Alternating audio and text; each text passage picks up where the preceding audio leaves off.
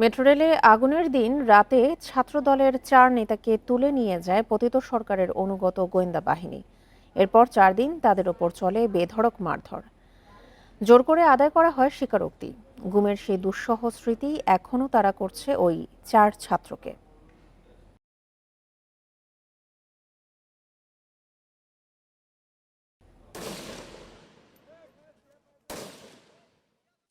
ছাত্র জনতার আন্দোলনে উত্তাল 17 জুলাই রাত থেকে ইন্টারনেট বন্ধ করে দেয় পতিত শেখ হাসিনা সরকার। এরপর থেকেই বেড়ে যায় গুম, খুন, নির্যাতন। এর মধ্যে 19 জুলাই ভাঙচুর হওয়া মেট্রো রেল দেখতে গিয়ে 25 জুলাই স্বৈরাচারের কান্নার দৃশ্য ছাত্র জনতার মাঝে বাড়িয়ে দেয় ক্ষোভ। বিবিসি সহ আন্তর্জাতিক গণমাধ্যমে হাসিনার সেই কান্নাকে কুমিরের কান্না বলে অবহিত করে। ওই দিন রাতেই মেট্রো রেলে হামলার মিথ্যা মামলায় ঢাকা বিশ্ববিদ্যালয়ের ছাত্র আবু হান্নান, ইমাম আল নাসের, বজলুর রহমান বিজয় ও বেসরকারি বিশ্ববিদ্যালয়ের ছাত্র ফেরদৌস মাহমুদ রুবেলকে তুলে নিয়ে যায় স্বৈরশাসকের অনুগত বাহিনী। তাদের সবাই ছাত্র দলের নেতা। 4 দিন গুম রাখা হয়েছিল।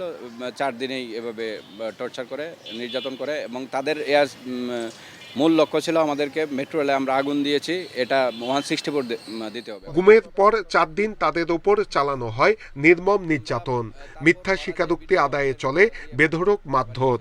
যতক্ষণ পর্যন্ত তোমরা এটা স্বীকারোক্তিমূলক জবানবন্দি না দিবা, যতক্ষণ পর্যন্ত তোমাদের উত্তর আমাদের সিনিয়র পর্যায়ের তাদের প্রধান যে ডিবি হারুন, তার কাছ থেকে গ্রিন সিগন্যাল না আসবে, তাই সে যতক্ষণ পর্যন্ত সন্তুষ্ট না হবে ততক্ষণ পর্যন্ত আমাদের নির্যাতন তারা চালাবে। 24 ঘন্টা অমানসিকভাবে নির্যাতন করা হতো এবং আমাদের মিথ্যা জবানবন্দি নেওয়ার জন্য আমাদেরকে রাতে প্রতিদিন রাত 9টার সময় নিয়ে রাত 12টা 1টা 2টা পর্যন্ত আমাদেরকে ব্যাপক টর্চার করতো।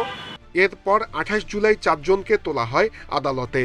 5 আগস্ট স্বৈরাচার পতনের পর 6 আগস্ট রাতে ছাড়া পান তারা। নির্যাতনে জড়িত পুলিশের সর্বোচ্চ শাস্তির দাবি তাদের। এই প্রশ্নগুলো করতে একজন পিছন থেকে কাঁধের এই দিক দিয়ে থাপ্পড় মারতেছে, আরেকজন মুখের মধ্যে ঘুষি দিচ্ছে, আবার লাঠি দিয়ে একদম এই যে মাজার এই জায়গা থেকে নিচের দিকে হাঁটুর এই দিকে, তো এদিকে আঘাত করতো।